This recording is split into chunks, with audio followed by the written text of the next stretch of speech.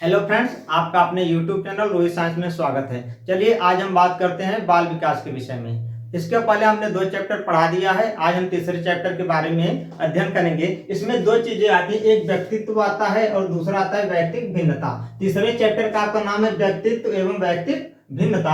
हम पहले बात करेंगे व्यक्तित्व के बारे में, फिर नेक्स्ट पार्ट में बात करेंगे व्यक्तित्व भिन्नता के बारे में। ठीक है, तो आज हम इस पार्ट में सिर्फ किसकी बात करेंगे? व्यक्तित्व के बारे में। ठीक है ना, आज के पार्ट में हम सिर्फ व्यक्तित्व के बारे में बात करेंगे, व्यक्तित्व भिन्नता के बारे में हम नेक्स्ट पार्ट में बात करेंगे। तो आइए देखते हैं क्या होता है व्यक्तित्व। व्यक्तित्व का सामान्य अर्थ के बारे में जानेंगे कि व्यक्तित्व को अंग्रेजी में पर्सनालिटी कहते हैं। व्यक्तित्व को अंग्रेजी में पर्सनालिटी कहते हैं। पर्सनालिटी शब्द लैटिन भाषा के पर्सोना से लिया गया है। किससे लिया गया है? पर्सोना से लिया गया है। इस शब्द का मतलब होता है क्या कि जिसका सामान्य अर्थ होता है नकाब अर्थात मुखौटा होता है।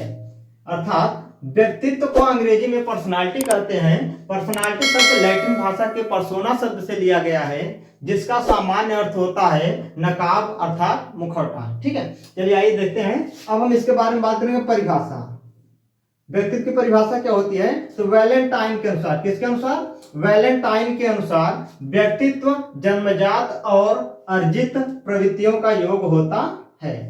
व्यक्तित्व जन्मजात और अर्जित प्रवृत्तियों का योग है। ठीक है, अब हम बात करेंगे व्यक्तित्व के प्रकार की। व्यक्तित्व के प्रकार कितने होते हैं? तो युंग महोदय के अनुसार, किसके अनुसार? युंग के अनुसार व्यक्तित्व 3 प्रकार के होते हैं। कितने प्रकार के? 3 प्रकार के होते हैं। पहला बहिर्मुखी। कौन सा? बहिर्मुखी में क्या होता है? ऐसे व्यक्तित्व वाले व्यक्ति, किसमें? बहिर्मुखी के अंतर्गत ऐसे व्यक्तित्व वाले व्यक्ति की रुचि बाह्य जगत में होती है। किसमें? बाह्य जगत अर्थात बाहरी वातावरण में होता है। नेक्स्ट होता है क्या? दूसरा अंतर्मुखी। कौन सा? अंतर्मुखी। इसमें क्या होता है कि ऐसे व्यक्तित्व वाले व्यक्ति, कौन से? जो अंतर्मुखी व्यक्तित्व वाले व्यक्ति होते हैं, वो हमेशा चिंतनशील होते हैं। क्या होते हैं? चिंतनशील होते हैं। अपने ही बारे में सोचते रहते हैं और स्वयं में केंद्रित रहते हैं। किसके लिए? अपने लिए स्वयं में क्या होते हैं? केंद्रित होते हैं। अब तीसरा आता है क्या? उभयमुखी। कौन सा? उभयमुखी।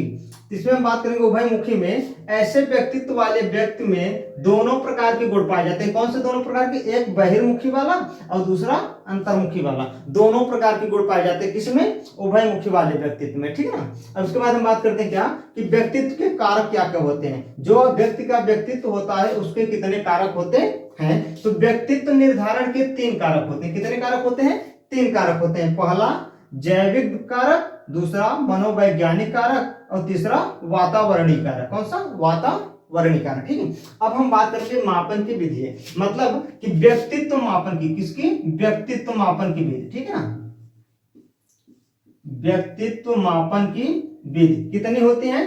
3 होती है। कितनी विधियां होती हैं? 3 विधियां होती है। ठीक है, पहला आत्मनिष्ठ विधि, दूसरा वस्तुनिष्ठ विधि और तीसरा प्रक्षेपी विधि। ये क्या है? ये तीनों है व्यक्तित्व मापने की विधि है। ठीक है ना, व्यक्तित्व को मापने के लिए क्या होती है? ये तीनों विधि का प्रयोग किया जाता है। तो एक बार फिर से देख लीजिए, व्यक्तित्व क्या होता है?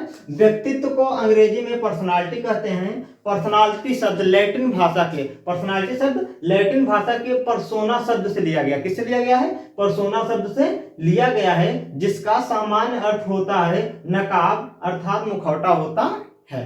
चलिए दोस्तों, आज के लिए बस इतना ही। नेक्स्ट दिन नेक्स्ट टॉपिक में मिलेंगे। कौन सा? व्यक्तित्व भिन्नता के बारे में। Thank you.